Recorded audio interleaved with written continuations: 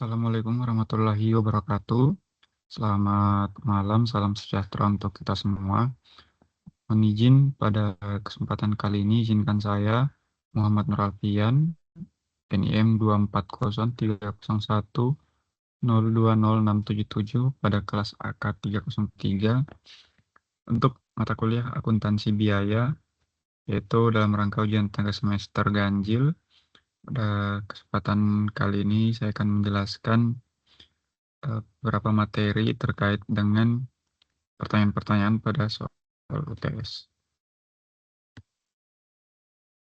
Untuk yang pertama, kita mulai dengan apa saja perbandingan akuntansi manajemen dan akuntansi keuangan. Di sini saya telah membagi dalam beberapa aspek terkait dengan perbedaan dari kedua sistem akuntansi ini, yaitu yang pertama dari sisi tujuan.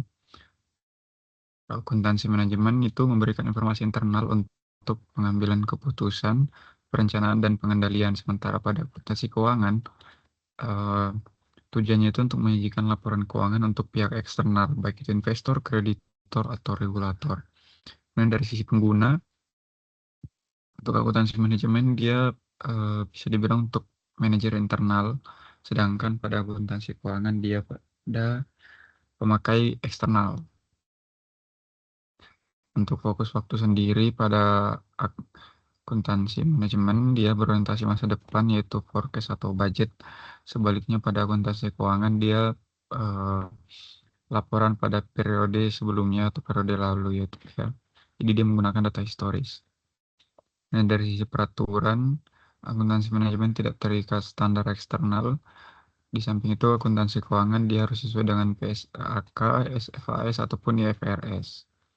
Dan dari sisi detail dan frekuensi, untuk akuntansi manajemen dia tentu karena untuk internal, jadi dia sangat detail dan sering, entah itu harian atau mingguan. Sedangkan untuk akuntansi keuangan, dia bersifat agregat dan periodik. Berikut juga untuk contoh output. Untuk akuntansi manajemen bisa berupa cost reports, budget, atau variance analysis. Sedangkan untuk akuntansi keuangan pada umumnya yaitu financial statement. Selanjutnya itu value chain. Jadi value chain ini mengidentifikasikan aktivitas utama dan pendukung, baik berupa inbound logistik, operation, outbound logistik, marketing, dan sales atau service. Jadi dengan mengetahui value chain ini dan memecah proses aktivitas, manajer itu dapat pertama melihat area di mana perusahaan mendapat keunggulan biaya atau diferensiasi. Kemudian dapat menentukan aktivitas yang perlu ditingkatkan, dialihkan, atau di outsourcing. Kemudian yang terakhir dapat merumuskan strategi biaya rendah atau diferensiasi. Jadi sebagai contoh singkat, bagaimana manajer itu dapat melihat strategi berdasarkan value chain, yaitu jika operations memiliki efisiensi tinggi, maka strategi yang diambil adalah strategi bersaing lewat biaya. Sedangkan apabila service perusahaan itu unggul, maka akan diambil strategi diferensiasi. Kemudian selanjutnya pada perbedaan cost dan expense. Secara mendasar, cost itu bisa diartikan sebagai pengorbanan atau pengeluaran sumber daya untuk memperoleh sesuatu. Jadi sebagai contoh itu dapat berupa biaya perolehan bahan baku, biaya produksi, dan lain-lain. Nah, cost ini itu bisa dikapitalisasi sebagai aset ataupun bisa dibebankan sebagai beban ya, atau mungkin disebut expense. Nah, expense ini sendiri adalah cost yang telah diakui sebagai beban pada laporan laba rugi. Jadi cost yang tadi yang salah satu opsi peruntukan cost bisa yang menjadi aset atau dibebankan. Nah, ketika dia dibebankan atau expense, nah itulah menjadi sebuah expense. Baik itu biaya penjualan, beban depresiasi, dan lain-lain. Jadi secara singkat mungkin semua expense itu dulunya adalah cost, tapi tidak semua cost itu langsung menjadi expense apabila dia dikapitalisasi menjadi aset.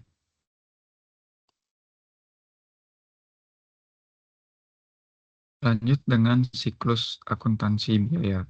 Jadi secara mendasar, alur dari siklus akuntansi biaya ini dimulai dari pembelian bahan baku, kemudian bahan baku tersebut menjadi persediaan, selanjutnya pengeluaran bahan baku yang sebelumnya ke produksi. Ini juga disebut material requisition. Kemudian masuk ke tahap work in progress proses atau WIP, itu menampung direct material, direct labor, dan applied overhead. Pada proses ini nanti ujungnya akan menjadi finish good pada saat pekerjaan telah selesai. Nanti di akhir saat barang terjual itu akan terhitung sebagai cost of goods sold atau COGS. Untuk akun-akun yang terkait itu bisa dilihat adalah raw material inventory berkaitan dengan work in progress inventory, kemudian finish good inventory, dan COGS. Kemudian untuk overhead, dia berkaitan dengan manufacturing overhead, kemudian dialokasikan ke WIP. Kemudian untuk accrual, cash, account payable itu berkaitan terkait dengan pembayaran. Lanjut dengan perbedaan job order costing dan proses costing. Untuk job order costing ini, biaya itu dikeluarkan per job atau per kontrak. Nah, ini tuh cocok untuk produk yang dibuat berdasar pesanan. Jadi biayanya itu dikumpulkan per job sheet dan cocok untuk produksi-produksi besar, mungkin seperti mesin khusus ataupun kapal. Jadi dia berdasarkan pesanan, pencatatannya berdasarkan pesanan juga. Sedangkan untuk proses costing itu biayanya dikumpul per departemen atau per proses dan dibagi rata ke unit yang diproduksi. Jadi biasanya untuk produksi-produksi massal yang mungkin dan eh, tidak memungkinkan atau tidak efisien ketika dibuat per pesanan. Jadi secara perbedaannya mungkin untuk job order itu biasanya barang-barang mahal, sedangkan untuk proses costing itu untuk barang-barang yang harganya relatif murah.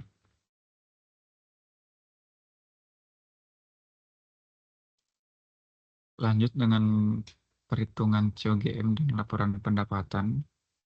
Jadi pada soal telah diberikan data-data sebagaimana yang saya tampilkan ini. Jadi ini data yang akan kita gunakan untuk menghitung COGM dan membuat laporan pendapatan. Langkah pertama yang kita lakukan yaitu menghitung direct material use. Rumusnya yaitu direct material ditambah pembelian dikurang material akhir. Di bahan baku yang tersedia itu dikurangi persediaan akhir, itu menunjukkan bahan baku yang digunakan dalam produksi. Sesuai dengan yang diketahui tadi yaitu 130.000 ditambah 226.000 dikurang 68.000 dikurang sama dengan 318.000. Yang kedua, menghitung MOH atau manufacturing overhead. Itu terdiri dari indirect labor, indirect material, terus plan insurance, terus depreciation plan and building, kemudian plan utilities, repair and maintenance, equipment leasing cost.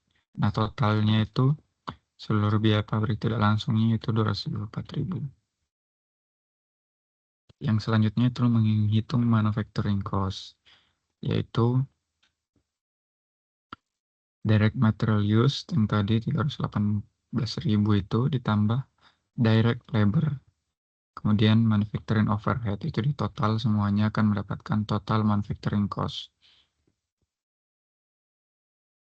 Yang langkah selanjutnya itu menghitung COGM. Di sini kita mulai dari beginning work in progress, itu diketahui 166.000 ditambahkan dengan total manufacturing cost 804.000 dikurangi ending WIP sebesar 144.000. Jadi COGM-nya yaitu sebesar 826.000. Jadi untuk COGM pada tahun 2017 itu sebesar 826.000. Selanjutnya untuk membuat income statement pada tahun 2017.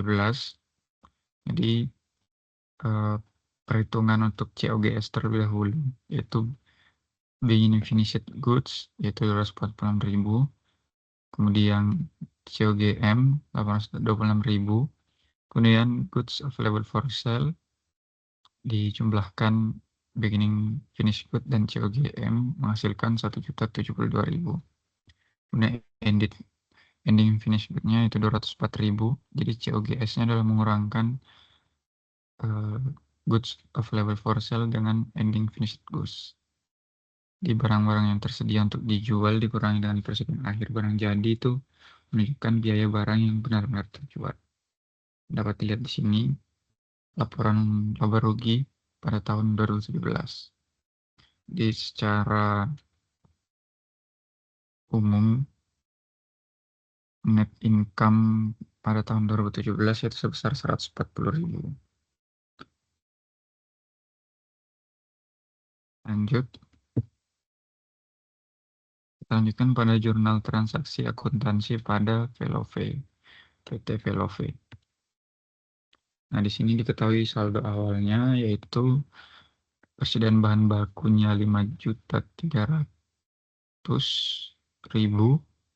kemudian persediaan barang dalam prosesnya yaitu 4.800.000. Nah, di sini untuk transaksi dan jurnal telah saya buat untuk yang pertama ya, pembelian bahan baku dengan syarat 210 N30 seharga 14.200.000. Jadi jurnalnya itu raw materials inventory dengan kredit akan payable pada 14.200.000. Di sini jika perusahaan membayar dalam 10 hari dan memanfaatkan diskon 2%, akan ada jurnal untuk mencatat diskon saat pembayaran. Tapi pada transaksi pembelian awal itu dicatat full purchase-nya. Kemudian untuk pembayaran gaji dan upah untuk bulan Mei. Yang pertama, upah tenaga kerja langsung dibayar. Jadi WIP direct labor pada cash. Kemudian yang kedua, upah tenaga kerja tak langsung yaitu manufacturing overhead dibayar cash, kreditnya cash. Kemudian pembayaran biaya produksi pada Juni 2020. Sini bisa kita lihat masing-masing di manufacturing overhead sesuai dengan jumlahnya masing-masing. Dan terakhir membayar utang atas pembelian bahan baku yaitu sebesar 11.800.000 itu akan payable cash bank.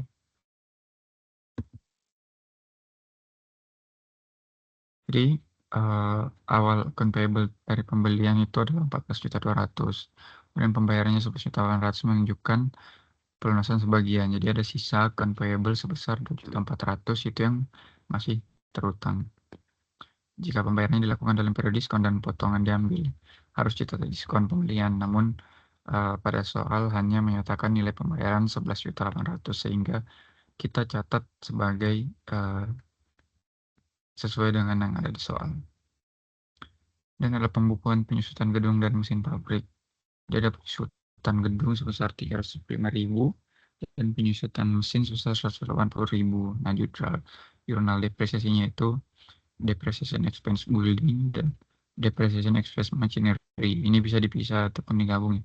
Jadi accumulated depreciation buildingnya TS 75 dan machinery-nya 180.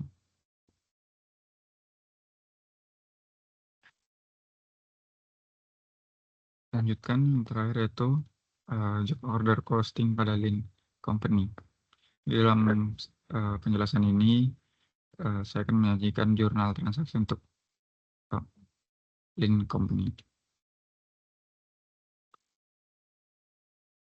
Pertama, untuk gambaran singkat sistem job costing dari Lean ini. Jadi sistem job costingnya itu memproses biaya per job atau per unit kerjaan melalui 2 departemen produksi berturut-turut, yaitu itu raw material ke machining department, terus assembly, then finished good like COGS. Untuk machine department itu auto overhead-nya dialokasikan berdasarkan machine hour, sedangkan assembly department overhead dialokasikan berdasarkan direct manufacturing labor cost atau basis biaya tenaga kerja langsung. Untuk data anggaran budgetnya untuk machining department, jadi budget manufacturing overhead itu 1.800.000, kemudian budget machining hours itu 50.000. Sedangkan untuk assembly department untuk budget manufacturing overhead yaitu 3.600.000 dan budget direct manufacturing labor cost adalah 2 juta. Untuk perhitungan budget MOH rate per department itu untuk machining department yang berbasis pada machine hour, MOH rate-nya itu 1.850.000 yaitu 36 per machine hour. Dan pada assembly department yang berbasis pada direct labor cost, MOH rate-nya itu di 1,8.